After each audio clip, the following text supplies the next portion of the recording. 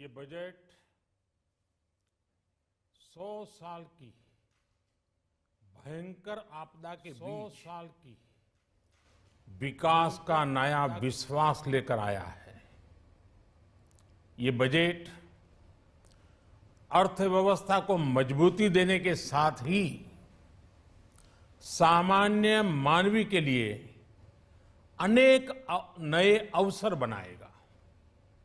ये बजट मोर infrastructure, more investment, मोर growth और more jobs की नई संभावनाओं से भरा हुआ है। और एक नया क्षेत्र और खुला है और वो है ग्रीन जॉब्स का।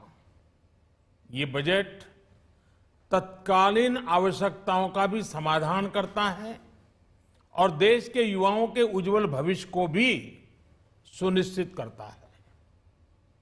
ये पिछले कुछ घंटों से देख रहा हूं जिस प्रकार से इस बजट का हर क्षेत्र में स्वागत हुआ है। सामान्य मानवी की जो सकारात्मक प्रतिक्रिया आई है उसने जनता जनार्दन की सेवा का हमारा उत्साह अनेक गुना बढ़ा दिया है।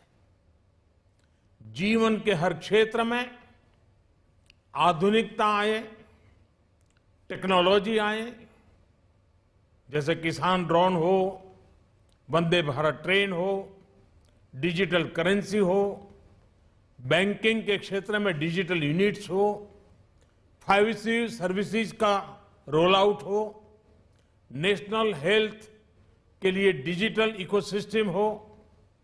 इनका लाभ हमारे युवा, हमारे मध्यम वर्ग, गरीब, दलित, पिछड़े, ये सभी वर्गों को मिलेगा। इस बजट का एक महत्वपूर्ण पहलू है गरीब का कल्याण।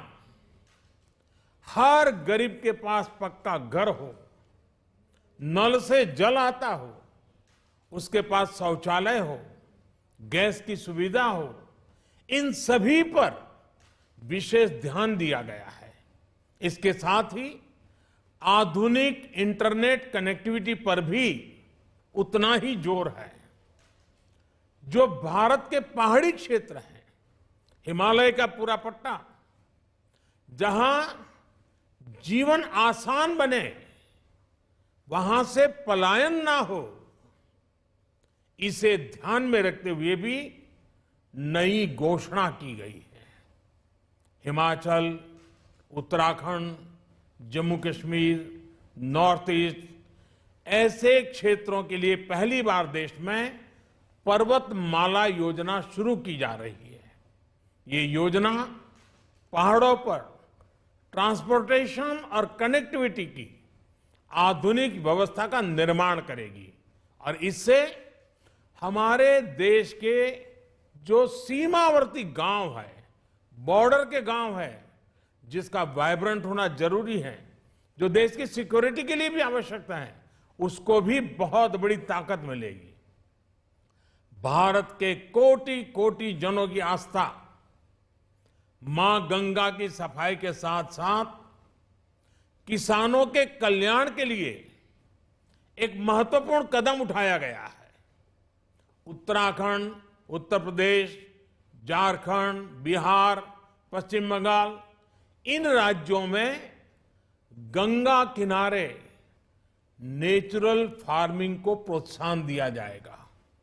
इससे मां गंगा की सफाई का जो अभियान है, उसमें मां गंगा को केमिकल मुक्त करने में भी बहुत बड़ी मदद मिलेगी।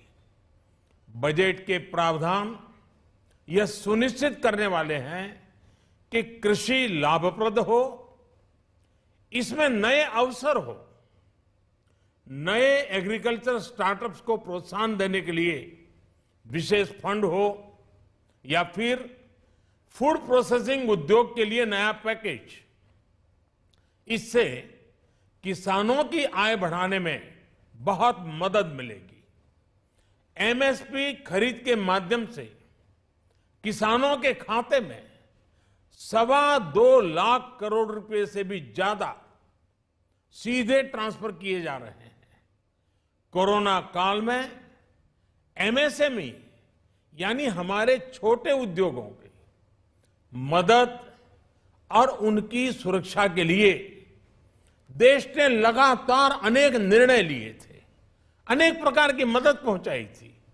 इस बजट में क्रेडिट गारंटी में रिकॉर्ड वृद्धि के साथ ही कई नई योजनाओं का ऐलान किया गया है। डिफेंस के कैपिटल बजट का 68% डोमेस्टिक इंडस्ट्री को रिजर्व करने का भी बड़ा लाभ भारत के एमएसएमई सेक्टर को मिलेगा।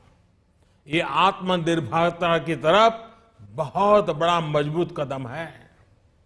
7.5 लाख करोड़ रुपए के पब्लिक इन्वेस्टमेंट से अर्थव्यवस्था को नई गति के साथ ही छोटे और अन्य उद्योगों के लिए नए अवसर भी बनेंगे।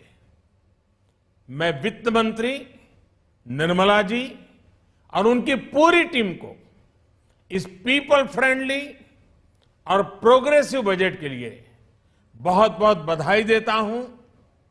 कल भारतीय जनता पार्टी ने मुझे सुबह 11 बजे बजट और आत्मनिर्भर भारत विषय पर बात करने के लिए निमंत्रित किया है। कल 11 बजे मैं बजट के इस विषय पर विस्तार से बात करूंगा। आज इतना काफी है। बहुत बहुत धन्यवाद।